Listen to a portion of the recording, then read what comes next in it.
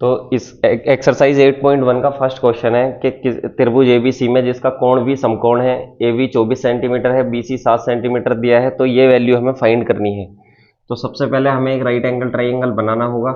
Right angle triangle होता है जिसमें एक कोण 90 डिग्री का होता है। अब इसका नाम रखना, इसने कहा है कि ये जो बी है ये 90 डिग्री का है, कोण भी समकोण है। समकोण मतलब 90 डिग्री हो गया, तो इसे ए मान लो, और बी और ये हो गया सी। अब इसने कहा है ए बी जो है वो 24 सेंटीमीटर है, ए बी जो है वो 24 सेंटीमीटर है, ठीक है। और इसने कहा है बी सी जो है वो 7 सेंटीमीटर है, तो बी सी 7 सेंटीमीटर हो गया। अब हमें ये चीज़ें पता नहीं है, साइन ए कोस ए साइन सी कोस सी। तो सबसे पहले जैसे हमें दो साइड पता है, किसी राइट एंगल ट्राइंगल की दो साइड पता है, तो तीसरी साइड हमें पता करनी है। अब तीसरी साइड पता करने के लिए हम पाइथागोरस थ्योरम लगाते हैं in triangle A B C, Pythagoras theorem से, यानी कि पीजीटी से।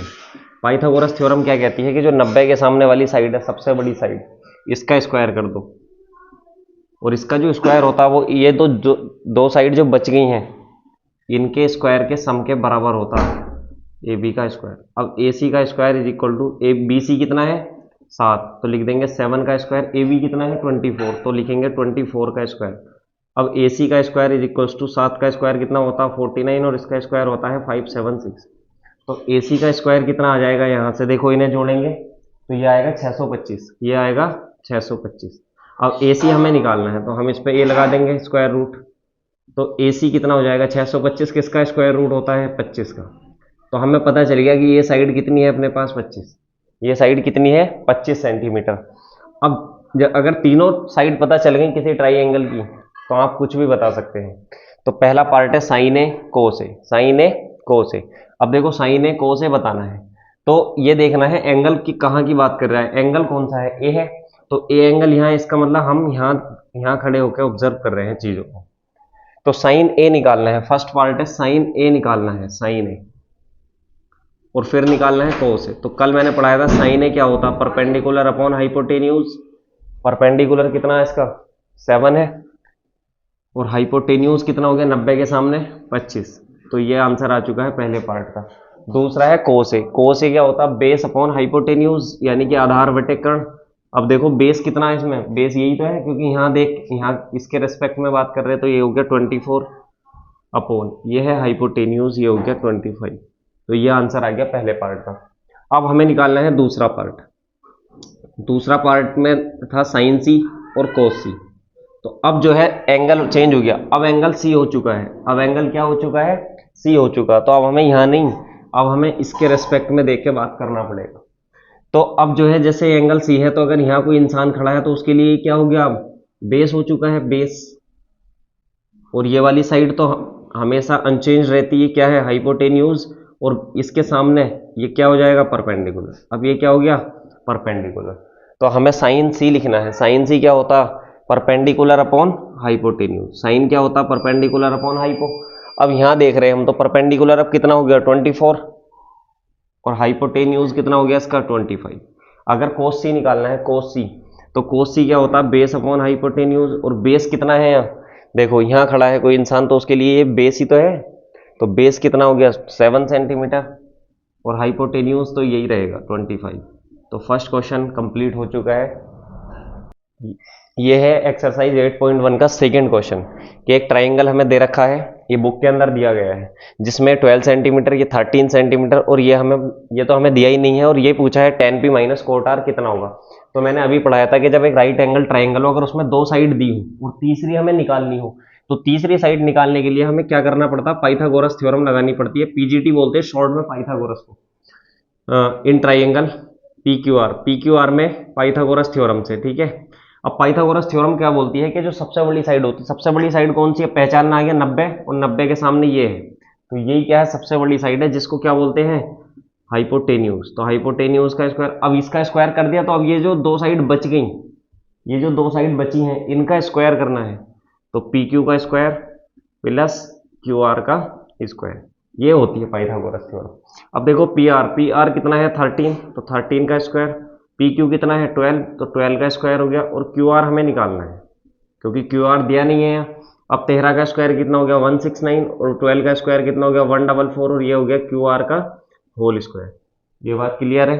अब 169 144 इधर ले आएंगे, ये इधर माइनस हो जाएगा और उधर क्या बचा, क्यू आर का होल स्क्वायर, क्योंकि देखो 144 इधर प्लस में था और जैसे ही हम इक्वल टू के इधर लेके आएंगे तो ये माइनस में आएगा।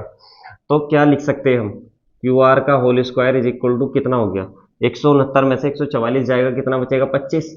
अब क्यू आर हमें निकालना है तो 25 पे ये लग जाएगा और 25 का बाहर निकल के क्या आ जाता है 5। तो इसका मतलब हमें पता चल गया ये 5 सेंटीमीटर है। ये कितना है 5 सेंटीमीटर। अब जब तीन साइड आ चुकी हैं, तीनों साइड तुम्हें पता है, तो आप कुछ भी पूछ ले वो बहुत इजीली हम इसका आंसर कर सकते हैं।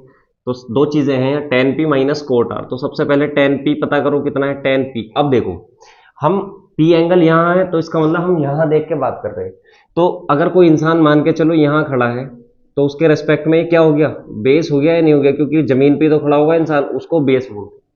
ये तो पहले से फिक्स है, ये हाइपोटेन्यूज है क्योंकि सबसे बड़ी साइड है 90 के सामने। तो ये बचा क्या, परपेंडिकुलर बचा। तो tan p निकालना है। tan का फॉर्मूला क्या होता है, कल हमने पढ़ा था ट्रिग्नोमेट्रिक रेशियोज में, perpendicular upon base. Perpendicular upon base यानी कि लंब बटे आधार, इसको बोलते हैं tan p। अब देखो परपेंडिकुलर कितना है यहाँ खड़े होके 5, ठीक है, और बेस कितना है 12 है, तो tan p पता चल गया। अब हमें और क्या निकालना है, कोट r। अब हमें क्या निकालना है, कोट r। तो कोट r, इसका मतलब अब हम यहाँ आ चुके हैं क्योंकि एंगल चेंज हो गया r। तो अब अगर कोई इंसान यहाँ खड़ा है इस वक्त, तो अब उसके रेस्पेक्ट में ये क्या हो जाएगा, बेस हो गया, और ये क्या होगा, ये परपेंडिकुलर होगा, और हाइपोटेन्यूज तो अनचेंज रहता है, ये ऐसे ही रहेगा।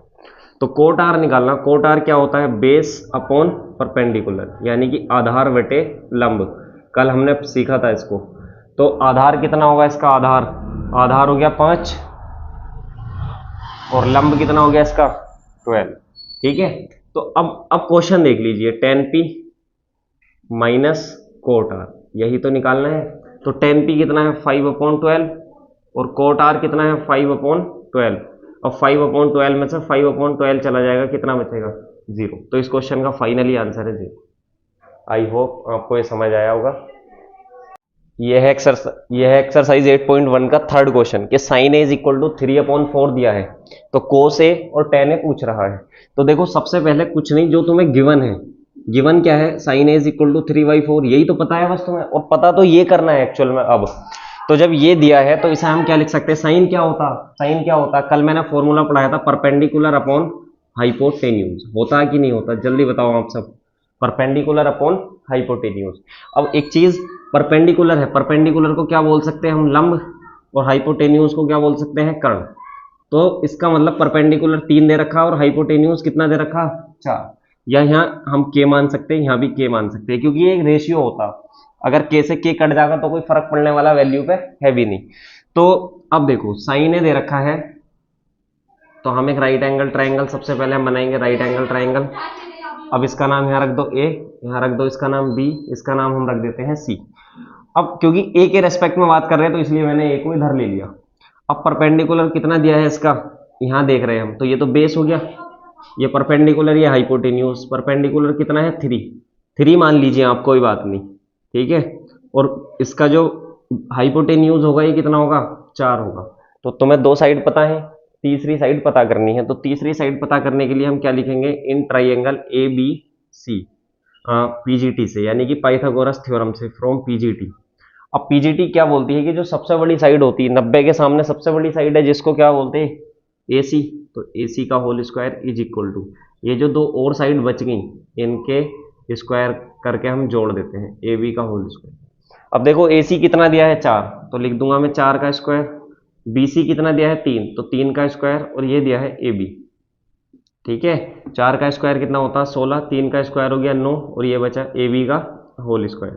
16 में से 9 इधर आके माइनस हो जाएगा, तो उधर बचेगा ए बी का होल स्क्वायर। अब हमें ए बी निकालना, तो 7 पर रूट लगा देंगे। अब एक चीज़ बताइए आप, 7 का रूट नहीं निकल सकता बाहर, तो 7 का क्या रहेगा 7 ही रहेगा। तो ए बी हमें क्या पता चल गया यहाँ से, √7। अगर तुम्हें यहाँ से तीनों साइड पता चल चुकी हैं, अगर हमें तीनों साइड अपने पास हैं, तो हम अब कुछ भी बता सकते हैं। देखो इसने पूछा था कोस ए, क्या पूछा था कोस ए, तो कोस क्या होता है, बेस अपॉन हाइपोटेन्यूज, यानी कि आधार बटे कर्ण। तो बेस कितना है इसका, बेस आ चुका अपने पास √7, और हाइपो कितना है इसका 4 है। तो ये वैल्यू हो गई कोस ए की। अब निकालना है टेन ए, अब निकालना है टेन ए। तो टेन क्या होता है, परपेंडिकुलर अपॉन बेस, यानी कि लंब बटे आधार, लंब बटे आधार। तो बेस कितना है इसका, परपेंडिकुलर कितना है 3, और बेस कितना है इसका, ये हो गया रूट से।